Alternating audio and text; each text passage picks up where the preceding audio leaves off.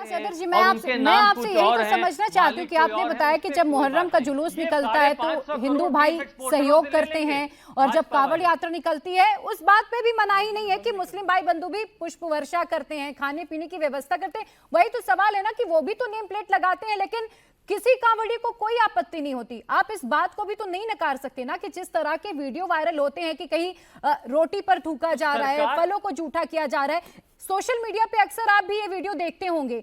आज जब मैं इस पूरी घटनाक्रम के बारे में पढ़ रही थी, तमाम नेताओं के बयान पढ़ रही थी, तो सोशल मीडिया में ऐसे वीडियोस की बाढ़ आ रखी है। इसको तो आप नहीं नकार सकते। देखिए, आपका एक बहुत बड़ा चैनल है, आप बहुत बड़ी डिबेट चला रही हैं। मुझे लगता है कि इस प्रकार की ऐसी जो घटना है, जो कुकृत्य है, किसी ने कोई आपराधिक घटना करी है तो वो निंदनीय है, लेकिन इसका मतलब ये नहीं कि आप उसको जनरलाइज कर दे के सब जगह ऐसा होता है और इस प्रकार की बात नहीं कहनी चाहिए नेशनल टेलीविजन बात वही है ना कि ये तो आस्था का विषय है। दूसरी बात, आपके यहाँ डिबेट हो रही है, आपने देखिए आपने एक पट्टी चला रखी है, सब पैनलिस्ट के नाम ले रखे हैं, लेकिन क्या सरकार बाध्य कर सकती है आपको पैनल पे नाम लिखने के कि भाई फलाना कौन है? पैनल के साथ आप ये भी दिखा दीजिए कि कौन किस धर्म का है, कौन किस जाति का है। क्या सरकार को ऐसे दिशा निर्देश दे सकती है? इसका आप स्वागत करेंगे? ये सबका बिल्कुल, ये लोग, ये देखिए हमारे देश के संविधान में सबको अधिकार है कि वो अपना नाम लिखना चाहे, जिसको नाम लिखना है लिख सकता है, लेकिन सरकार बाध्य करे, ये मुझे लगता है सरकार की ऐसी मंशा है जो सांप्रदायिकता को बढ़ाने वाली है। उत्तर प्रदेश की सरकार ने आदेश जारी किया है, इससे किसी तरीके संस्कृति को, सद्भावना को, सौहार्द को नुकसान होने वाला है? प्रिया जी, पहली बात तो मैं आपसे ये जानना चाहता हूं कि क्या उन्होंने सिर्फ एक समुदाय के, एक संप्रदाय के लोगों को कहा है कि नाम लिखना है आपने? बिल्कुल नहीं, ये तो सबके लिए है। जब सभी को लिखना है तो सबके लिए है तो डिस्क्रिमिनेशन क्यों हुआ? कहां से हो गया डिस्क्रिमिनेशन कि एक संप्रदाय के साथ डिस्क्रिमिनेशन हो रहा है?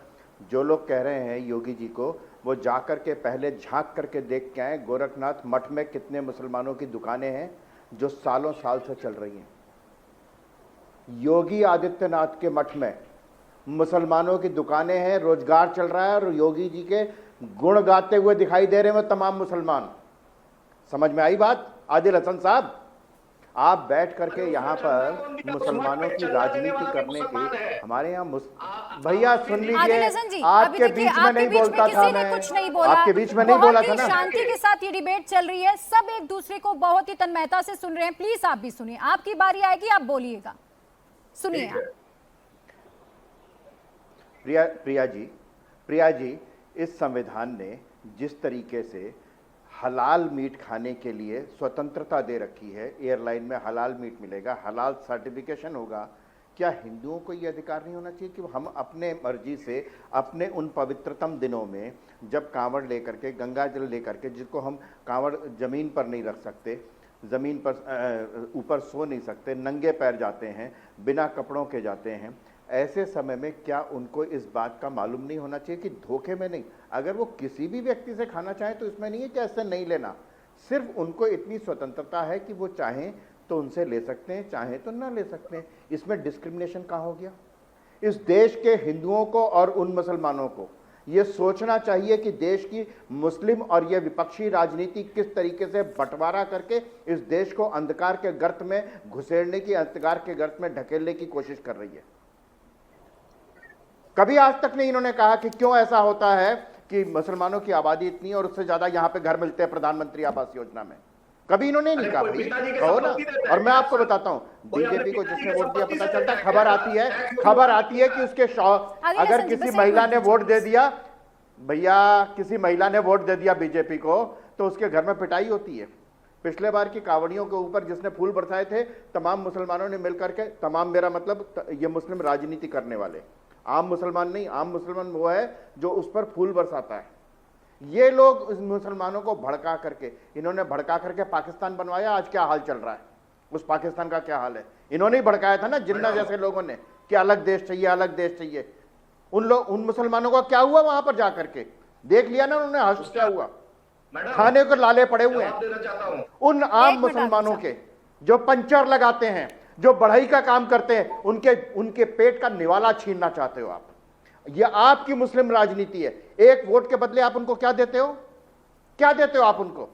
आज तक 70 सालों में सच्चर कमेटी की रिपोर्ट का हवाला देते हो कि मुस्लिम सबसे पिछड़े हुए क्यों हैं? ठीक, इसका जवाब दो कि ठीक है, जल्दी से जवाब दीजिए आदिल हसन जी, जल्दी से जवाब दीजिए, फिर मुझे दूसरे मेहमानों का रुख करना है, जल्दी से।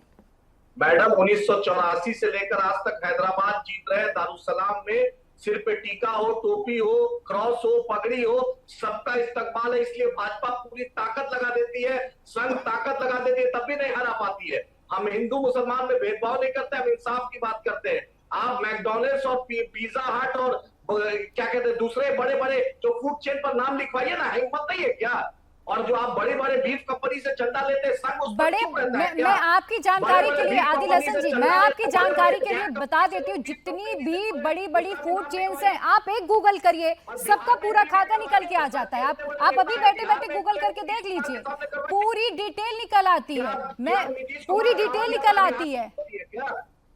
बिहार में होती नीतीश कुमार से इंप्लीमेंट करवाइए क्या? भाजपा के मुंह में दही जमी है क्या? ये हर राज्य की अपनी व्यवस्था है, आप एक राज्य को दूसरे राज्य से कैसे कंपेयर कर सकते हैं? ये हर राज्य की अपनी व्यवस्था है आदिल हसन साहब।